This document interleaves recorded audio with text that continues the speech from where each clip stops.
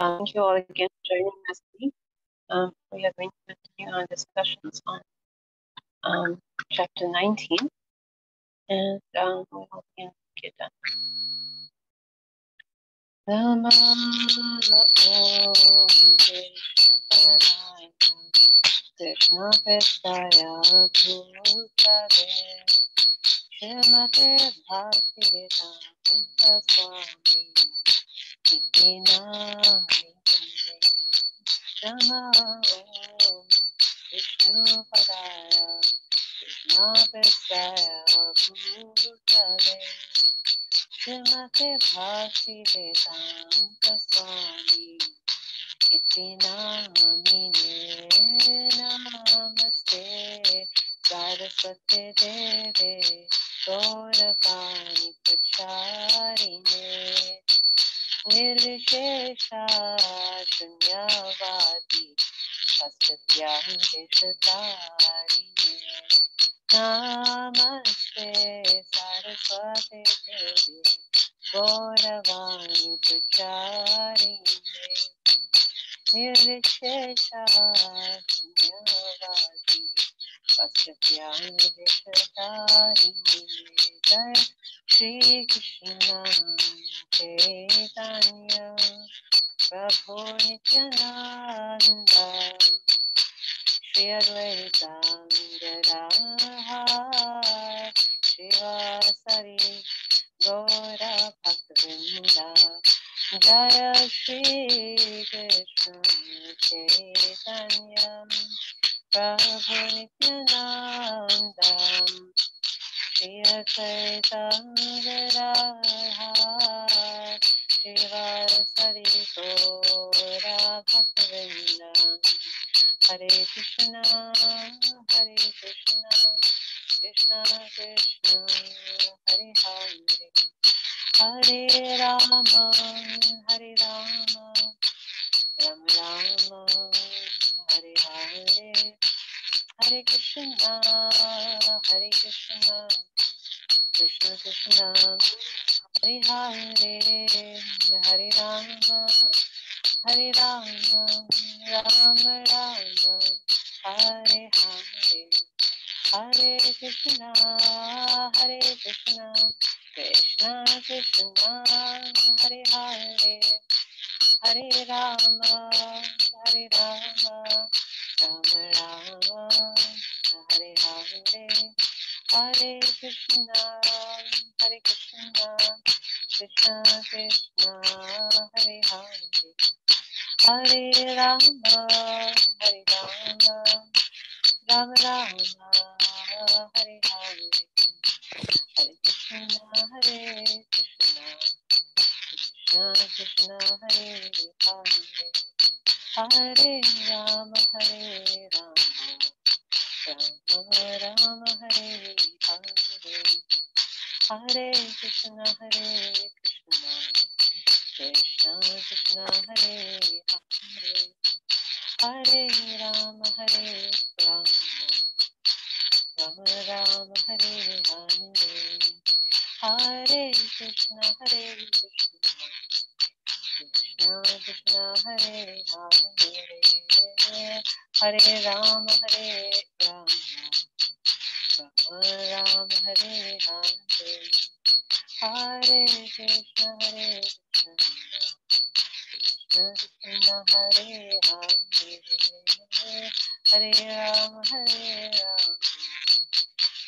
Rama, Hare Hare, Hari Bol, Hari Bol, Hari Bol, Gora Hari Bol, Nitya Gora Hari Bol, Hari Bol, Hari Bol, Gora Hari Bol, Jaya Jaya Prabhupada, Prabhupada, Prabhupada, Jaya Prabhupada, Jaya Jaya Prabhupada.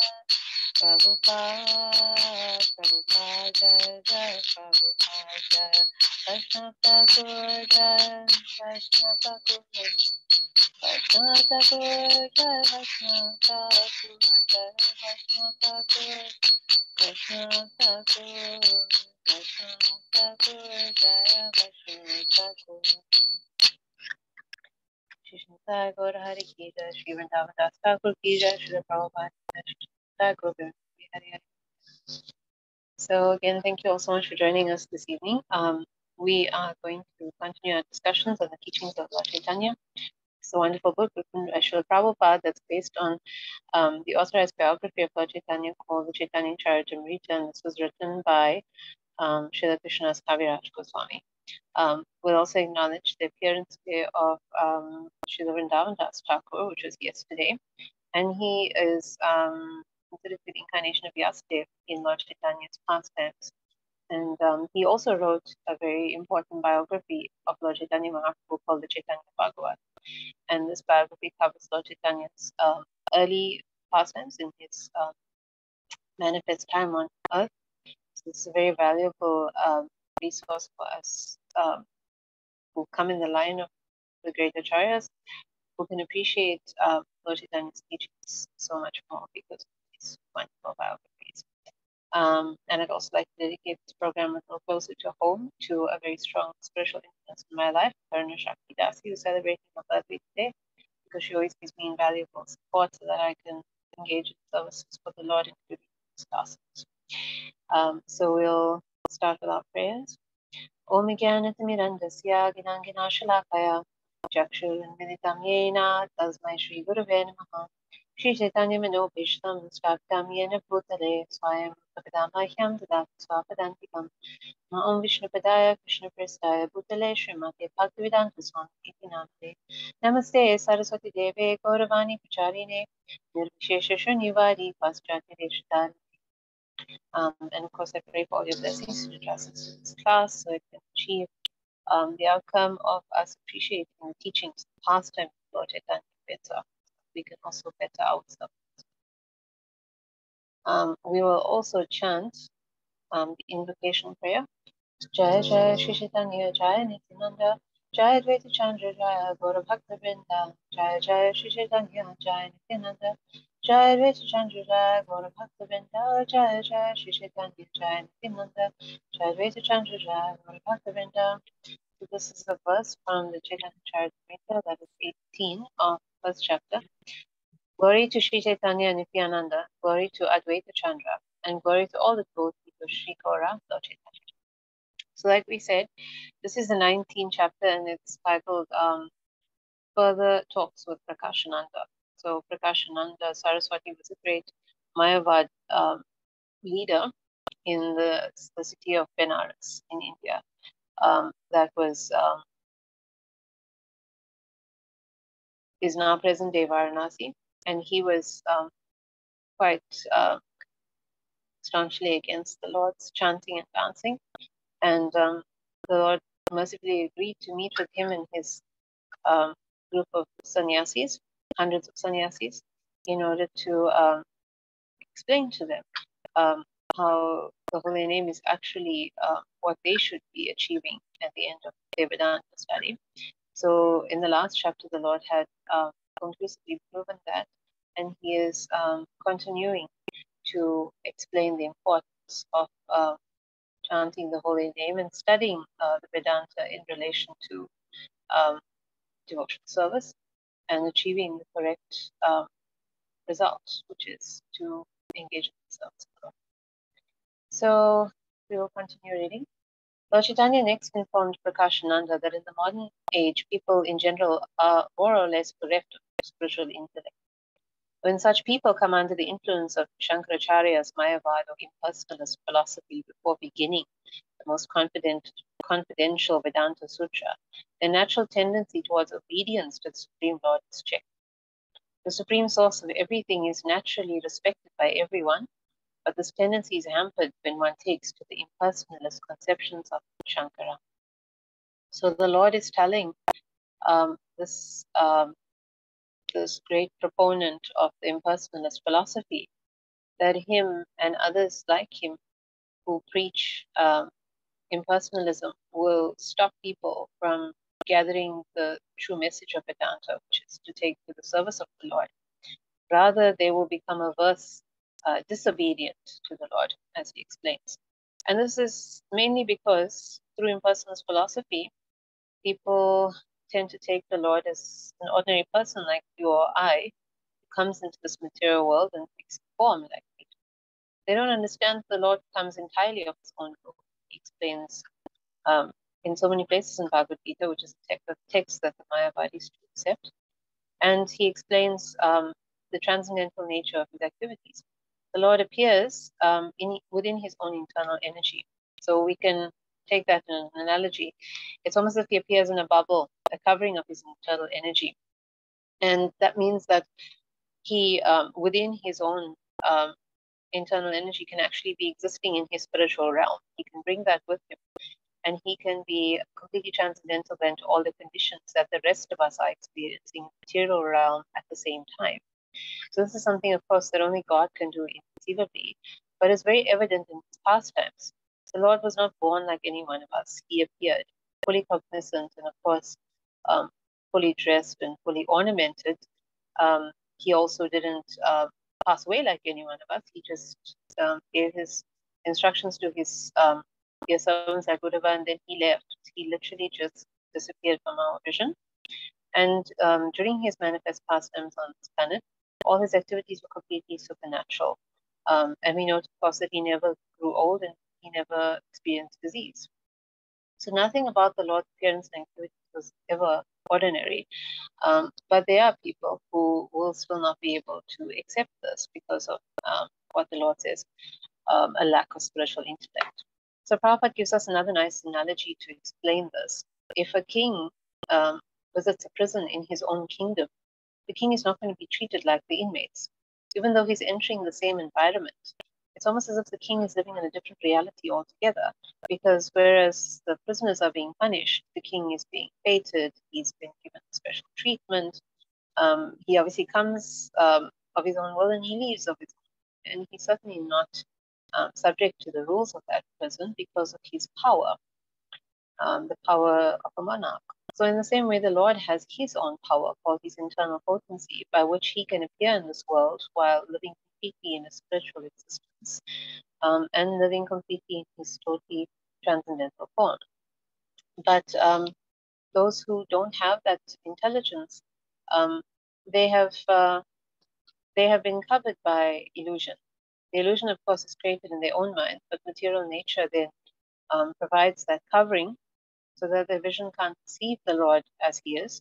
And the Lord is also covered by his internal potency. So through all of that, they can't actually understand him at all. And so Krishna says in Bhagavad Gita, in chapter 9, text 11, that fools deride him when he appears in form, because they don't understand his transcendental nature as the Lord of all that is. So the problem is that besides their own imperfect understanding, they also spread this understanding to others. And the more people lose faith in the Lord as supreme, thinking him as an ordinary person, the less they will take his instructions in Bhagavad Gita to surrender unto him seriously. And of course, they will not develop the faith that is the first step in spiritual life, but to speak of the love and devotion that they need to develop in order to break the cycle of birth and death. So it's quite tragic that they come to the human form of life and then it's the opportunity to become free of the cycle of birth and death once and for all. Thus, the spiritual master of Lord Caitanya suggested that it is better not to study the Shariraka Bhashya of Shankaracharya. So we'll just recap that the Shariraka Bhashya was a commentary that was written by Shankaracharya, this great teacher of impersonalist philosophy. And it was a commentary on the Vedanta that was based entirely on impersonalism. If one reads that commentary, then one will get the idea that God is not a person, and this will, of course, lead to the consequences that we've just described. So Lord Chaitanya's spiritual master says that it's better not to study this text, for it is very harmful to people in general. Indeed, the common man does not even have the intelligence to penetrate into the jugglery of words. So he said that the impersonalists are very expert in Sanskrit grammar so that they can interpret things in the way that suits their philosophy. He is better advised, that is the common person, to chant the Mahamantra. In this quarrelsome age of Kali, there is no alternative for self-realization. So we can see that when people belittle the Lord, they also belittle his names, and they distract others away from the chanting, which we said is the only actual way for them to attain self-realization. It's pointless anyone trying to read these personalist commentaries in order to do that. It actually increases the hopelessness and the misery of people even more if we consider what is the result. The impersonalist, of course, is trying to destroy the false ego, like any transcendentalist, including the Vaishnavas. But while destroying the material false ego on one side, the Vaishnava also develops the spiritual ego or the real ego on the other side. So what is this? So Srila Prabhupada explains that we all have a real ego, a real identity as servants of Krishna. So this identity is, of course, lying dormant because of our desire to come to this material world and experience life as a controller, not a servant. But the Vaishnava, while destroying the false ego that makes us think we are the controller, is also trying to wake up this real ego, this real identity of being a servant. Because the impersonalists don't believe that they're servants of a personal God, Krishna, they don't believe that they have a real ego. They believe that once they destroy the false ego that accompanies the soul, that there's actually nothing else to achieve. So initially that might lead them to feeling superior over the sense enjoyers or the Vaishnavas, they consider sentimentalists. But eventually they experience quite an intense state of nihilism because they don't have any other superior reality to look towards, like we have, looking towards the spiritual world that we can attain. For them, all that is, which is the material world, is actually nothing real, nothing worth attaining. They obviously understand the futility of relationships. So basically, they have a very negative sense of existence. And it does lead to a lot of spiritualists having also a negative outlook and quite a depressed outlook, since everything basically seems to add up to nothing. So we're very fortunate in the Vaishnava philosophy to actually have, we could say, something to look forward to, a positive reality, spiritual realm that we're working towards. And every effort that we make, as Bhagavad Gita promises, verse 40 of the second chapter, now there is no loss of diminution for anything that we're actually attempting on this path of devotional service. It all counts towards achieving that eventual goal. This is a reality that the Mayavadis have no idea about. After hearing the arguments and talks of Chaitanya Mahaprabhu, all the Mayavadi sannyasis who were present became pacified and replied with sweet words, "Dear sir, what you have spoken is all true.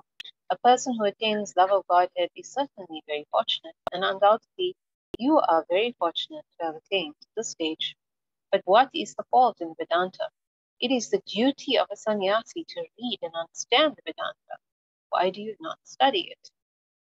So we explained before that there's no fault in the Vedanta, but a fault in coming to an impersonal conclusion after reading the Vedanta. So this is why all devotees of the Lord, who are naturally renunciants, actually do have an understanding of the Vedanta. But that understanding is based, of course, in devotional service, particularly in two aspects: the chanting of the holy name, because that is the conclusion of Vedanta, and in the Srimad Bhagavatam, because the Srimad Bhagavatam is the natural commentary on the Vedanta by Srila Vyasadeva, and this gives us the correct understanding of what Vedanta is actually teaching. Further, the devotee of the Lord has the association of other devotees and, of course, the guidance of the spiritual master, and in this way they can reach the right conclusions when they're studying the scriptures, Srimad Bhagavatam, and so on, so that they don't get misled in the understanding and conclusions of what it is teaching. According to Mayavadi philosophers, the Vedanta refers to the Shariraka commentary of Shankaracharya. When impersonalist philosophers refer to the Vedanta and the Upanishads, they are actually referring to these works as understood through the commentaries of Shankaracharya, the greatest teacher of Mayavad philosophy. So now we see that this is the issue. It's not that the Mayavadi sannyasis are actually asking about the devotee's understanding of Vedanta, but the devotee's understanding of Shankaracharya's interpretation of the Vedanta, which we have nothing to do with. The devotees have an understanding of the Vedanta and the Upanishad correct context, which is leading us to the personal form of the Lord and the worship of the Lord, not at all to Mayavadi conclusions. After Shankaracharya came Sadananda Yogindra, who claimed that the Vedanta and Upanishads should be understood through the commentaries of Shankaracharya. Factually, this is not so. There are many commentaries of Vedanta and Upanishads made by Vaishnava acharyas, and these are preferred to those of Shankaracharya. But the Mayavadi philosophers influenced by Shankaracharya do not attribute any importance to the Vaishnava understandings. So without bias, why are the Vaishnavacharya commentaries preferred? This is because they actually give a full understanding of the Supreme Lord. We know that Brahman, which the impersonalist commentaries are all based on, is but one aspect of the Lord and not the most complete. Even more than Brahman is Paramatma, and of course the most complete, supreme, and the ultimate understanding of God is Bhagavan. He is also known as Para-Brahman. He has all the features of Bhagavan, which Brahman doesn't. So anyone who only understands God in terms of Brahman, an effulgence or a light, is only understanding God in one feature. But one who understands him in terms of Bhagavan understands him in all his features, both as Brahman and also as Paramatma, who is a partial expansion of the Lord in the hearts of all beings, in all atoms, in fact, in all parts of creation. So there's many facets to the Supreme Lord, including all of his wonderful incarnations. And these are the truths that are contained in the Vaishnava commentaries and, of course, in our most wonderful Srimad Bhagavatam. So we get a better understanding of the Lord, and even more complete understanding than even what the Mayavadis would get from their study of Vedanta. So we'll quote Srila Prabhupada in a conversation. Krishna is Para-Brahman. Brahman is realized in three aspects. As impersonal Brahman is localized Paramatma. So we say localized because it's in the heart of every being. And as personal Brahman, Krishna. Krishna is personal and he is the supreme Brahman, right? Therefore called Para-Brahman. For God is ultimately a person. In the Srimad Bhagavatam, Canto 1, Chapter 2, Text 11, this is confirmed. Vedanti tattvavidas tattvam yajnanam advayam ameti paramatmeti bhagavan iti shabhyate. Learned transcendentalists who know the absolute truth call this non-dual substance Brahman, Paramatma, or Bhagavan. So we have reiterated in other classes as well that we do not deny that Brahman is indeed the Supreme Lord, that he is an aspect of the Supreme Lord and not the complete form of the Lord and not the most supreme form of the Lord. So in our teachings from the Vaishnavacharyas, from all Vaishnavacharyas actually, and from the Srimad Bhagavatam, we have, of course, the most complete understanding of Paraman, Paramatma, and Bhagavan. There are four different sects of Vaishnavacharyas, and each follows a different variation of personalism. Shuddha Advaita, Vishisht Advaita, Dvaita Advaita, and Achintya Bheda Bheda. So Srila Prabhupada is now explaining a bit more about all these different Vaishnava sampradayas, because there are four main sampradayas and their teachings are being listed here. And we note, of course, Achintya Bheda Bheda Tattva is particular, our tattva, our philosophy, our variation of personalism, as Srila Prabhupada said. It's very important that all Gaudiya Vaishnavas understand this tattva because it's the basis of our philosophy in particular, like all the other sampradayas have the understanding of their tattva. So these doctrines of personalism, they're referred to as Dvaita. So if we see this term, we understand what it means. Dvaita, of course, means two, and it refers to the existence of two realities, that is, the Supreme Soul, Brahman, and a soul, a spirit soul, a jiva. So in personalism, right, personalism is what we follow, Dvaita. We believe, of course, that, or we know that these two existences are dependent, these two existences are related to each other by cells. That is, the jiva, the small Brahman, worships the supreme Brahman, that is Krishna. So this is what connects all of the Vaishnava tattvas of Dvaita. They all differ, though. We'll go through that in a little while. But the importance, of course, is that they were able to, in a gradual and progressive way, bring people away from Shankaracharya's complete monism, or complete belief that the soul and Brahman are the same and can become one again, which of course negates the idea of devotional service. They were able to bring people all the way from that understanding to Lord Chaitanya's Achintya Tattva. So they did this gradually with their philosophies of personalism or Dvaita developing over the years between Shankaracharya's adherents and the Lord's adherents. So then we'll just note that Shankaracharya, the name of their philosophy of impersonalism in Hinduism is actually Advaita. Right? So Advaita is monism, meaning basically the oneness of everything. So we have Advaita and Dvaita. So Sri Prabhupada, of course, always referred to them as Mayavad for a reason. The impersonalists, the followers of Advaita, they believe, of course, that the soul, that is the small Brahman, and the supreme soul, the great Brahman, that they are the same, but that somehow the small soul, the jiva, has come under illusion or maya. Even though they believe that maya actually doesn't exist, so this material world basically doesn't exist. They say there's all unreal. They still believe that it can delude the small soul, yet they believe that the small soul is God. So in a way, they're saying that maya is greater than God if we draw it out to its conclusion, since maya can technically bewilder God, can bring us into illusion. So for that reason, Prabhupada said that they're actually following a belief system that Maya is greater than God. So Vad is, of course, philosophy. So a Mayavad or Mayavadi, someone who follows this philosophy of Maya, believing that Maya is supreme. They don't like this name very much, but it kind of just reminds us of the fallacies of that belief system. But they're officially called Advaita. So now we will understand a little more about why Advaita had to come about in the first place. So it was preached by Shankaracharya. He's actually an incarnation of Lord Shiva. A bit later on in this chapter, which I think we'll come to next week, I think, Lord Shiva will be explaining a little more in his own words, some verses that quote in the Shiva Purana about why he actually had to take this interesting appearance as Shankaracharya and preach against the Lord. Actually, he was preaching against Buddhism. And this is also interesting because Buddha is a third incarnation of Krishna.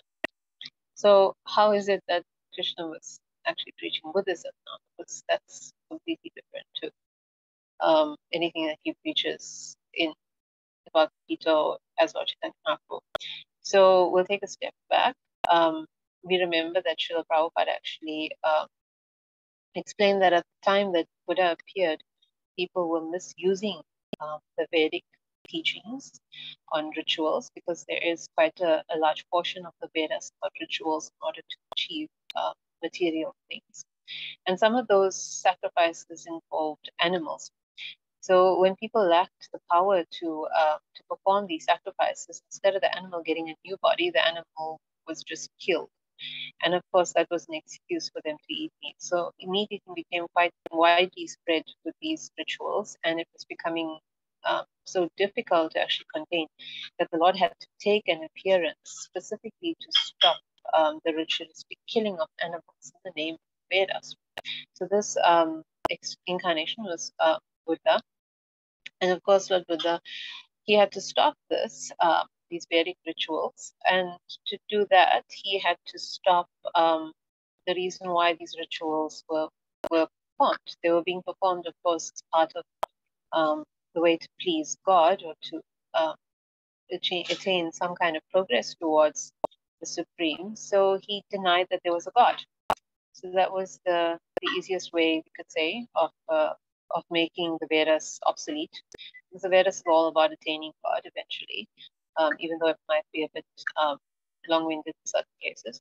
So basically now, without the idea of God, he gave them new doctrines to follow for living a righteous life and eventually attaining the destruction of the false ego, which we said is something that is common to all spiritual traditions. So through that, through asceticism, that the attainment of the destruction of false ego would be there. But now, what would it mean? Because if someone is free from false ego, they're free from the cycle of birth and death, effectively, where do they go? Because basically he's declared that there isn't a God. And with the persistence of the soul after death, the soul has to go somewhere. So he also preached that there's no soul.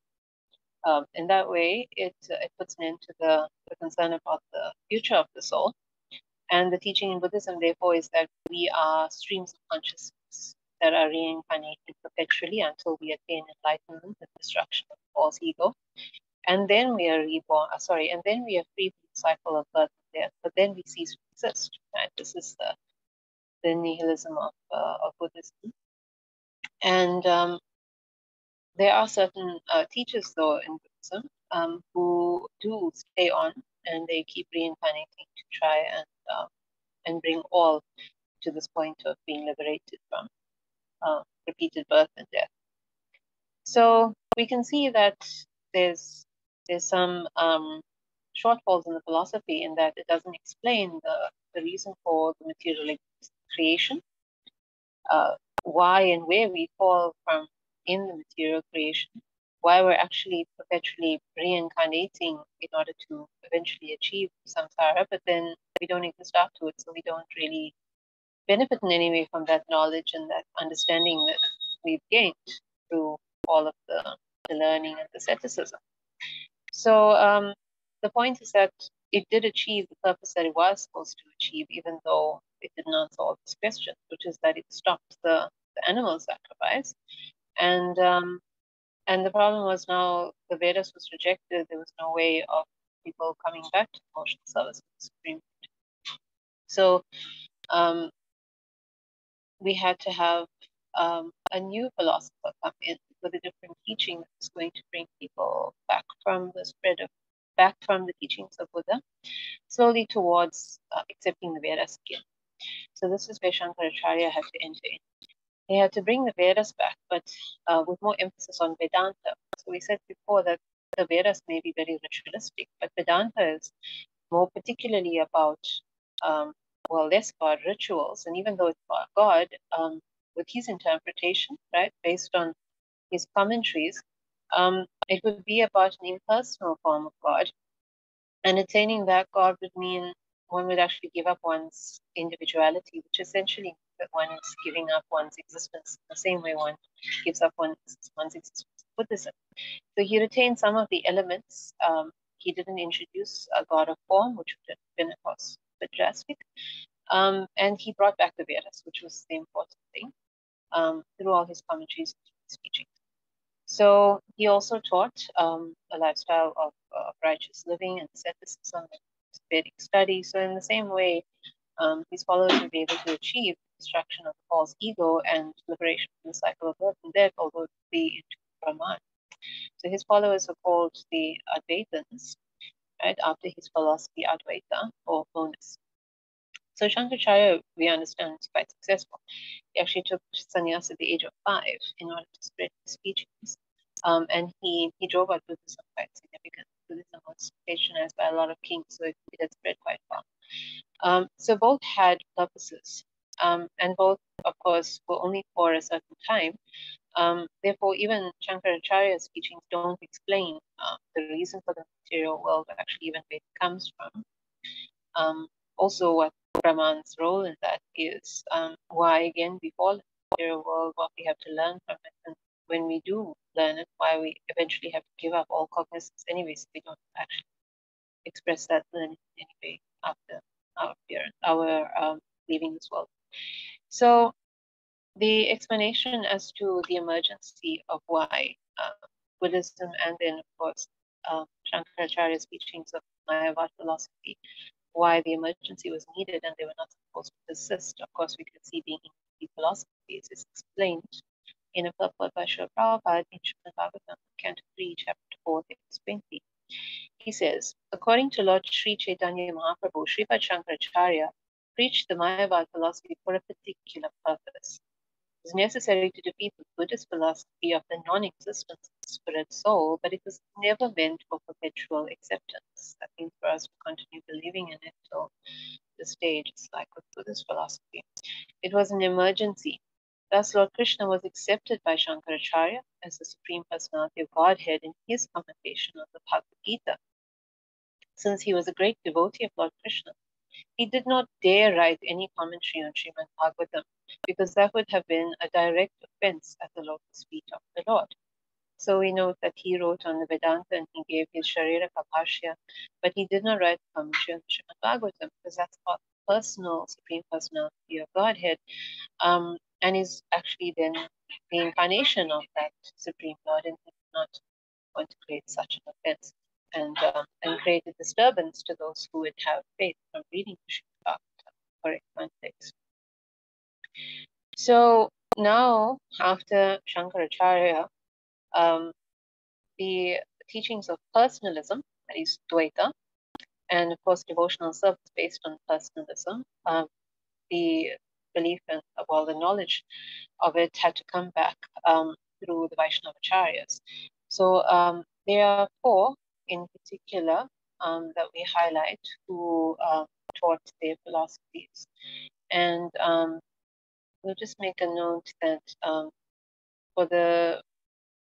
they're of course coming from the four main sampradayas, the Brahma Gaudiya Sampradaya, the Rudra Sampradaya, the Shri Sampradaya, and the Kumara Sampradaya. So in the Rudra Sampradaya, there was actually the main Acharya was Vishnu Swami, but Srila Bhaktisiddhanta Saraswati Thakur notes that there were quite a few Vishnu Swamis as well. 4 different teachers who appeared in that line by the same name. So we generally attribute their philosophy to all of them, basically. But also in that same line appeared another teacher named Vallabhacharya. So he was a little more contemporary in the time of Lord Caitanya Mahaprabhu. So we will discuss them all as they were explaining the same philosophy for ease of presentation this evening, but there were some differences along the time. But the basic concept is about the same. So we will just meditate on them through their images because we're very grateful to their services to the Lord in their preaching. They were all very wonderful teachers of Vaishnavism. And we actually note in Srila Bhaktivinoda Thakur's Navadvip Dham Mahatmya, before Lord Chaitanya's appearance, they had all come to Navadvip to get his mercy and his blessings, and he had indeed blessed them all in order to be successful in teaching their various variations on Dvaita philosophy, so that people could be brought back to the devotional service of the Lord, all the way from Shankaracharya's teachings. So this is Vallabhacharya. We said he appeared in the line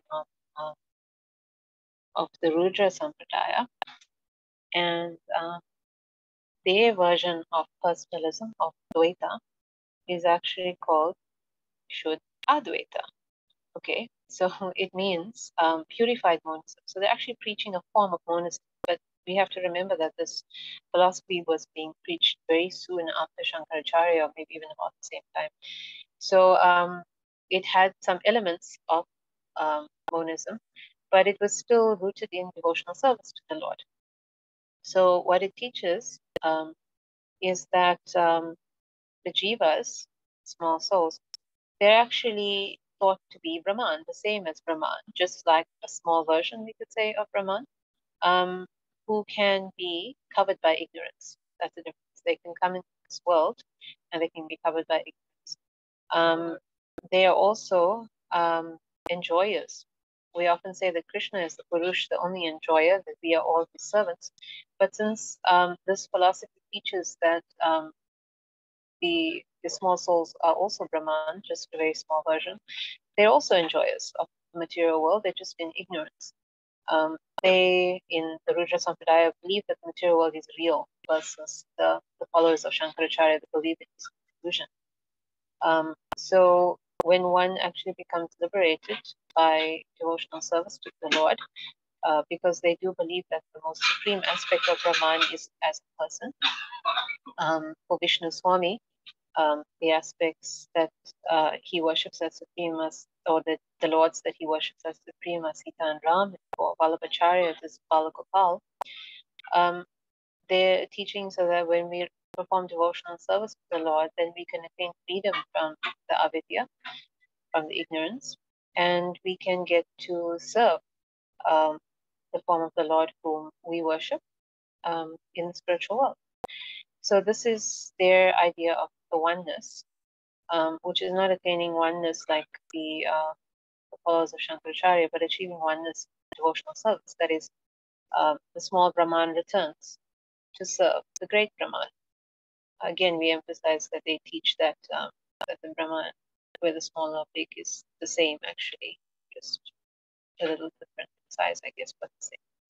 So this is their version of monism. So we can see there that they would actually take in those who believe themselves to be the same as Brahman, only they would teach them devotional service. So somehow they would bring them back to devotional service from the teachings of Shankaracharya, which completely are against devotional service.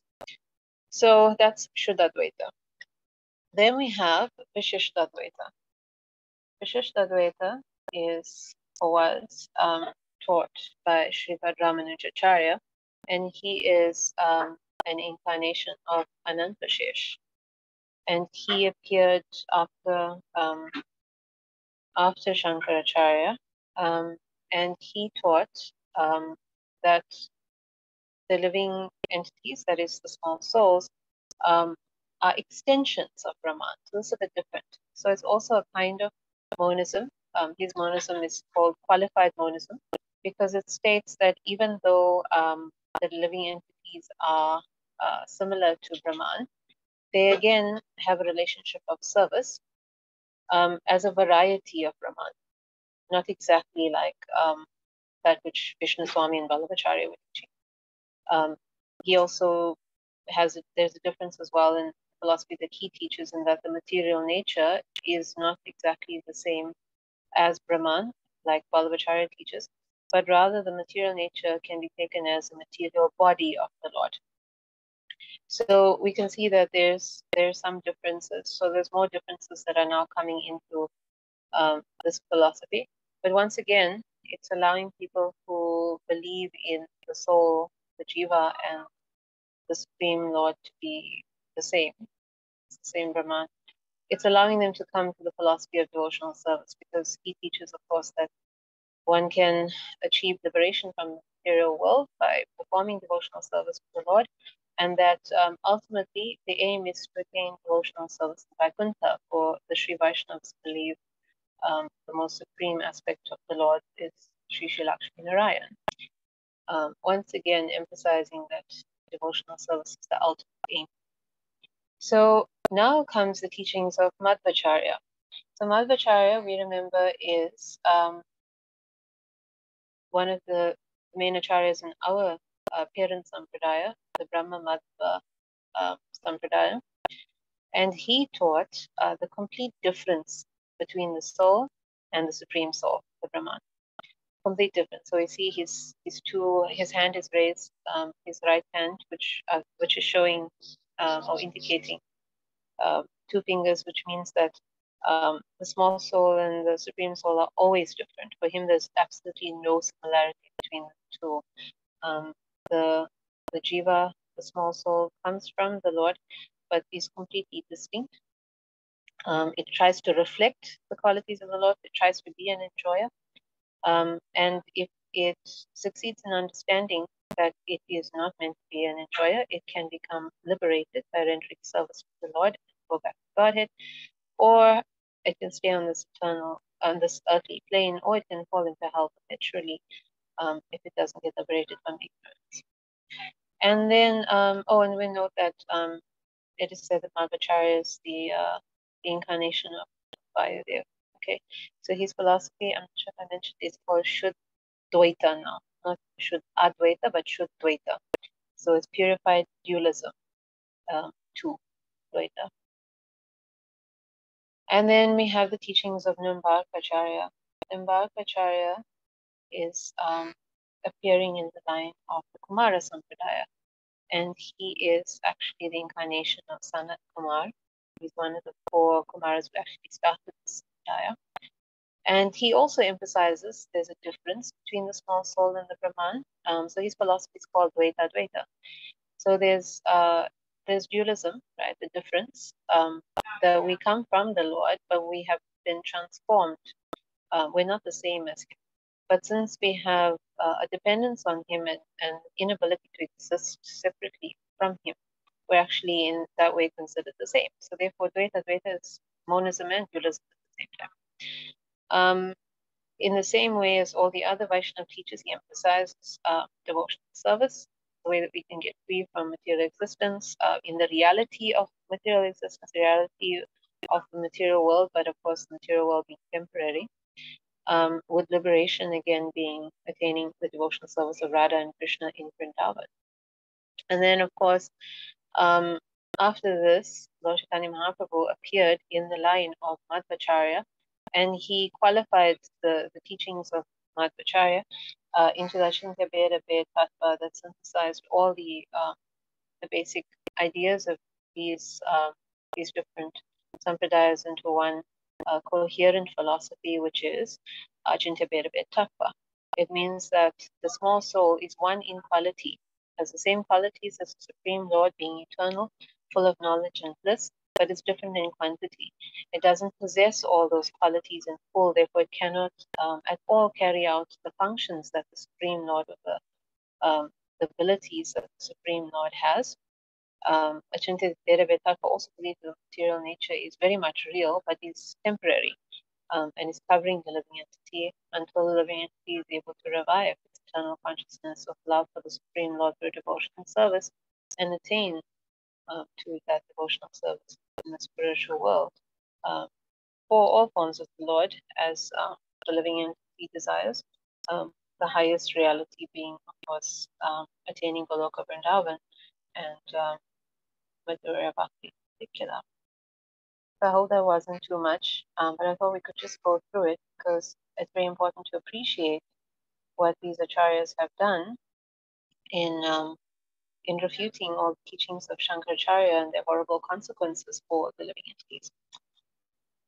And we will carry on reading. All the Vaishnavacharyas in the schools have written commentaries on the Vedanta Sutra, but the Mayavadi philosophers do not recognize them. The Mayavadis distinguish between Krishna and Krishna's body, and therefore they do not recognize the worship of Krishna by the Vaishnava philosophers. So we see where the problem comes in.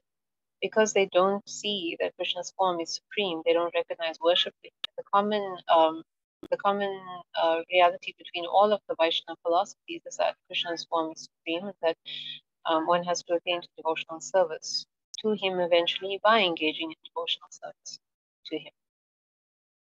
Thus, when the Mayavadi sannyasis asked Lord Caitanya why he did not study the Vedanta Sutra, the Lord replied, "Dear sirs, you have asked why I do not study the Vedanta, and in answer to this, I could speak something, but I'm afraid that you would be sorry to hear it." So the Lord wants to explain to them what the truth of Vedanta is, the worship of the Lord in its transcendental form. But of course, with them being so rooted in impersonalism, would they be able to take it very well? So the Mayavadi sannyasis, all the Mayavadi sannyasis replied, "We shall be very much pleased to hear you, because we see that you are just like Narayan, and your speeches are so nice that we are taking great pleasure. We are very much obliged to see and hear you. Therefore, we shall be very glad to hear patiently and accept whatever you say." So actually, this is quite sweet. It just shows that no matter how rooted one may be in impersonalism and this very damaging philosophy, the Supreme Lord is so attractive. His words, his form, of course, his devotees, because the devotees of the Lord had prayed for these Mayavadi philosophers to stop, to basically be delivered. We remember that the Lord's followers in Varanasi, Chandrasekhar Acharya and Tapan Mishra, they had wanted the Lord to basically defend himself. And in expressing their wishes, the Mayavadi sannyasis actually got this darshan of the Lord, and they were able to appreciate him so much, which again shows that the living entity is ever eager to attain that darshan and attain the association, actually receive the messages of the Lord when they receive the mercy of a devotee in particular. But we also note a very important quality of the Mayavadis that counts on their side. Their hearts are actually more receptive because they have become materially renounced. We said that the Mayavadis give up all material desires. This is part of their spiritual advancement. And of course, someone who is fully materially renounced is someone who can make advancement in devotional service as well. This is something that we try to achieve here at the stage of Asakti. We try to, by the stage of Asakti, we have given up all material attachments, then we can actually develop our natural emotions for the Lord. So giving up material attachments facilitates that completely. In contrast, we'll consider the example of great materialists like Duryodhana and Dhritarashtra. They also had the personal darshan of the Lord. They also heard the Lord's teachings. So what made it impossible for them to actually appreciate the Lord like these personalists? So their hearts were completely hardened by material greed, so much so that they were prepared to wipe the Pandavas, the dear devotees of the Lord, off the face of the planet so that they could have the kingdom. So for such persons who are so belligerent towards the Lord's devotees, the Lord actually has no mercy for them.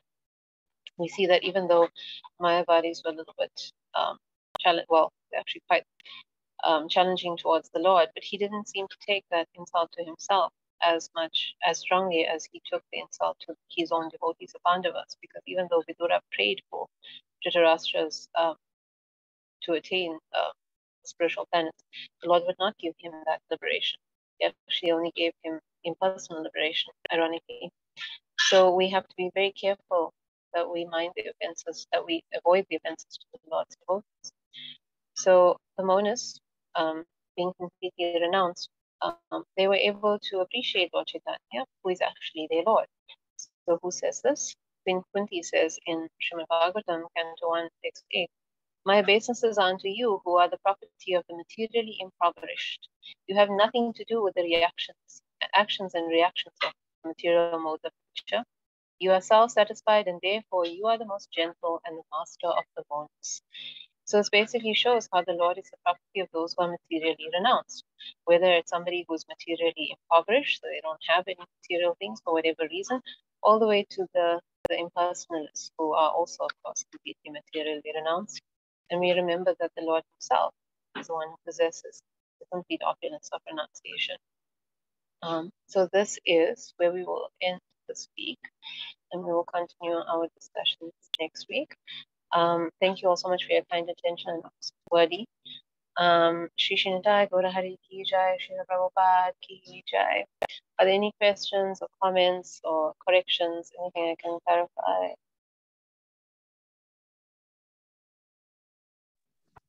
Hey Krishna Maji, thank you for the class. Thank you, Krishna Prabhu. Thank you. Maji, I just want to know, what do all the acharyas have in common? I didn't pick it up. Yeah, I'm sorry about that. I was rushing through it. Basically, what they have in common is that they accept that the Lord has the features of Brahman, Paramatma, and Bhagavan, but they emphasize that the personality of Godhead is the highest feature of the absolute truth. So the personal form. Only they all have different personal forms that they appreciate more. So we said for Vishnu Swami it is Sitaram, and for Vallabhacharya it's Balagopal. For the Sri Sampradaya it's Lakshmi Narayan. For Nimbarkacharya it is Radha and Krishna. For Madhvacharya it's Lord Vishnu, Lord Narayan. And of course for Lord Chaitanya Mahaprabhu it's Radha and Krishna as well. So basically the similarities, of course, that they all believe in the highest aspect of the Lord being personal, and also that we all have to engage in devotional service to that personal form. By doing so, we can be liberated in order to continue that devotional service. So those are the common features for all the Vaishnava acharyas. They may have presented it in different ways and different understandings of what Brahman, the soul, and the jiva soul, that is, and the material nature may be, but eventually those are the common factors. Is that clearer, Prabhu? Thank you so much, Hare Krishna. Thank you. Are there any other questions? Hare Krishna. Thank you very much for wonderful class, Mataji. I have a question. Why Mayavadis didn't dare to comment on Srimad Bhagavatam, but in the same time they twist the most confidential parts of it, like Chatur Shlokas? I'm sorry, I didn't get the last bit. You said they comment on the Srimad Bhagavatam and they? The most confidential parts of Srimad Bhagavatam, like Chatur Shlokas, they twist all the meanings of them. But at the same time, they didn't dare to comment. Okay. So actually what Srila Prabhupada says is that it was Shankaracharya who didn't dare to comment. He actually, he was quite respectful of the Lord in those ways. So he didn't put a commentary on Srimad Bhagavatam. Even in Srila Bhaktivinoda Thakur's Navadvip Mahatmya, Shankaracharya came to Navadvip in his great preaching all over India. And Lord Caitanya Mahaprabhu came to him in a dream and told him that he should actually leave, that he could not preach his Mayavad philosophy there. And he was obedient to that as well, just as much as he was obedient to the Srimad Bhagavatam. But it's the followers of Shankaracharya. You see, they become very proud of their understanding of his knowledge, what he gave them, and they believe, like we said in from Srila Prabhupada's explanations, they believe that his explanation of the teachings from an impersonalist perspective is the only explanation. So they attempt to explain everything in that way, including Srimad Bhagavatam. So it's his followers that actually do this, and simply it is because they're not devotees.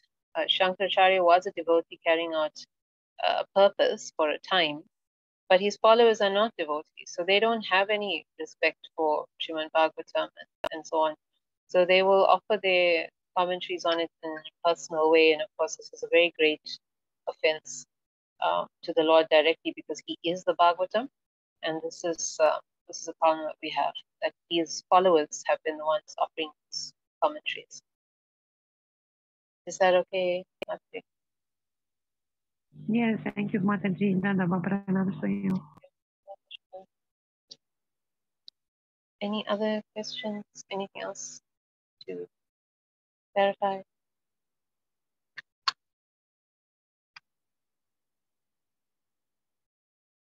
Paramahansa Prabhu, there was another question that you had asked me to comment on. Yes, thank you for reminding me. I want to know about Shuddha, is it Shuddha Bhakti, I think, and Shuddhanam. Shuddhanam Of and Nama, Bas Nama Parad and Nama Bas. Yes, yeah. So those are the three stages in chanting the holy name. So basically, we start off at Nama Parad, which is chanting with offenses, which is something that we have to be careful about avoiding. We discussed this before. And if we are able to do that, particularly by paying attention, so that if we are attentive to hearing the holy name chant, then that will reduce all the other offenses. And when we see that we are able to, His Grace Raghunath Prabhu explained this nicely, when we see that we're able to be more attentive, actually, this attention, this ability to pay attention when we're chanting, it actually indicates we've reached the second stage, which is Namabhas. Namabhas is the clearing stage, when the offenses are becoming less. So this is very significant.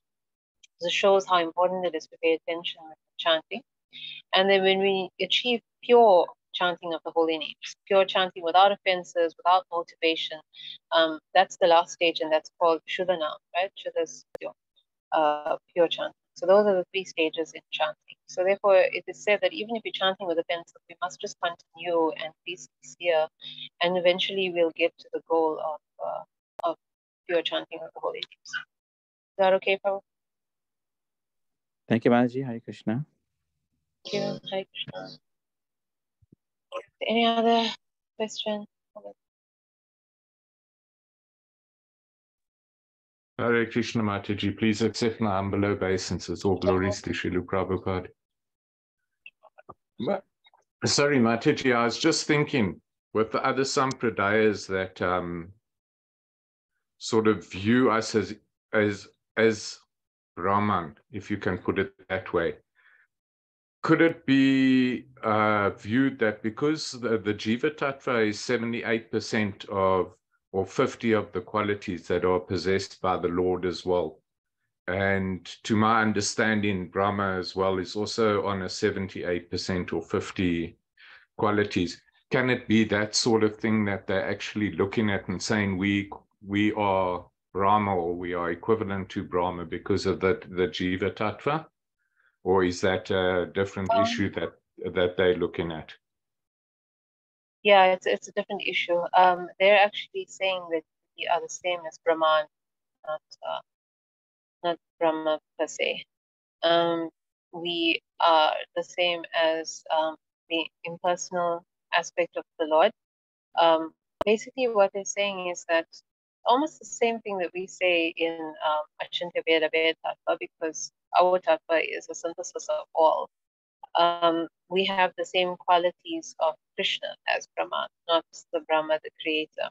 So basically, the qualities of eternity, knowledge, and bliss. So we may have even some of those qualities, like you mentioned, those 50 qualities, but we don't possess them in full. We actually only have it in minute qualities. So whatever we have of the Lord, whether it's eternity, knowledge, bliss, or those 78% of the Lord's qualities, we don't have it in full. So we're always like less on that side. But the qualities are the same. It's the quantity of them that's less. Does that make sense? Yes, thank you, Mataji. Thank you. I'm sorry again to rush through it. I must actually catch up. I haven't caught up with notes for like weeks and weeks with all the Bhakti Vaibhavas.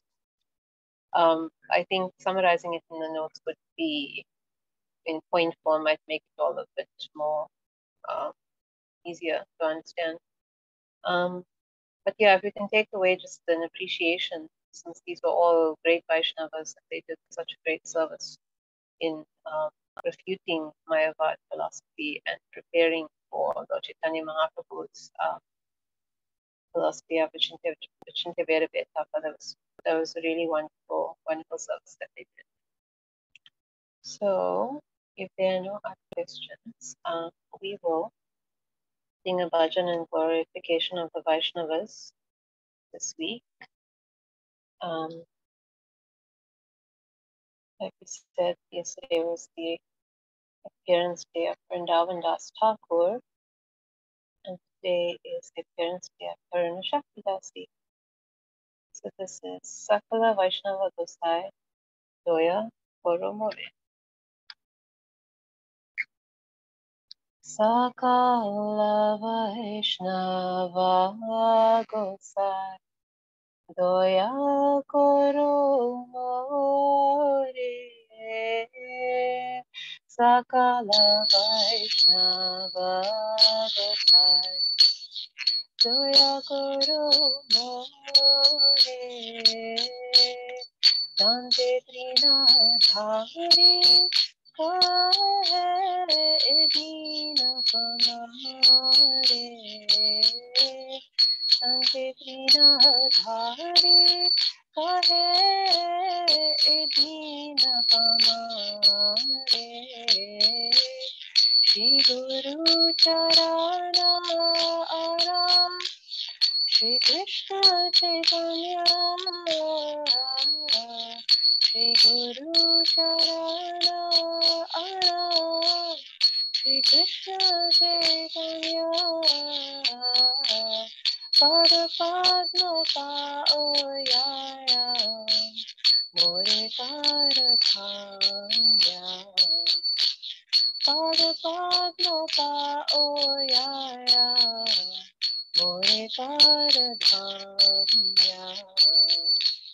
Osavara Karuna Iha Pratinaya Osavara Karuna Iha Pratinaya Vishesha Ayodhya Mui Kahila Nishaya Vishesha ayogya mui kahila nishaya Panchakalpataru hao Karuna sagara Panchakalpataru hao Karuna sagara Ashtavara samui Kari antara Ashtavara samui Kari antara Gunaveshanahi more Akaradhira sima Gunaleshanahi more Akaradhira sima Ama udariya loke Sekao mahima Ama udariya loke Seko mahima Nama sankirtane ruchi Arate madhana Nama sankirtane ruchi Arate madhana Irada mohane deha Aisa karuna Irada mohane deha Aisa karuna Sakala Vaishnava Gosai Doya Koro More Sakala Vaishnava Gosai Doya Koro More Dante Trina Dhari Kare Edina Kamare Dante Trina Dhari Kare Edina Kamare Jaya Vaishnava Vaishnava Vaishnava Jaya Vaishnava Jaya Vaishnava Vaishnava Vaishnava Jaya Vaishnava Jaya Jaya Prabhupada Prabhupada Jaya Prabhupada Jaya Jaya Prabhupada Prabhupada Prabhupada Jaya Jaya Prabhupada Krishna Tagore Hari Ki Jai Shri Vrindavan Das Thakur Ki Jai Shri Prabhupada Ki Jai Shri Tagore Presidente Hare Krishna. So read the translation. With a straw between my teeth, this very wretched and fallen person is petitioning all the Vaishnavas and Goswamis, please give me your mercy. Shri Guru, the Vaishnavas, and Shri Krishna Chaitanya and Nityanand Prabhu should give me shelter at their lotus feet and make me fortunate. Without receiving the mercy from all of the Vaishnavas, I will be bereft of shelter at the lotus feet of Gaura and die. I know that I am totally unqualified. All the Vaishnavas are Vansha Kalpataru, wish-fulfilling trees and an ocean of mercy. It is my deepest hope that the Vaishnavas will give me their mercy so that I can thus attain the lotus feet of Mahaprabhu. I have no qualities and I have committed unharmful offenses. But if you will deliver me, give me bhakti, then everyone will come to know of your glories. I am praying for taste in Nama Sankirtan and for the wealth of prema. Then this Radha Mohan Das will realize just pure supreme mercy.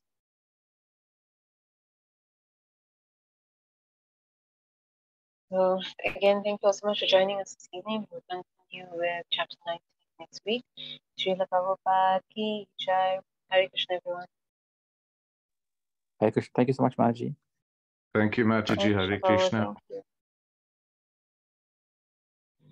Thank you. Hare Krishna. Dandava Pranam. Hare Krishna, thank you.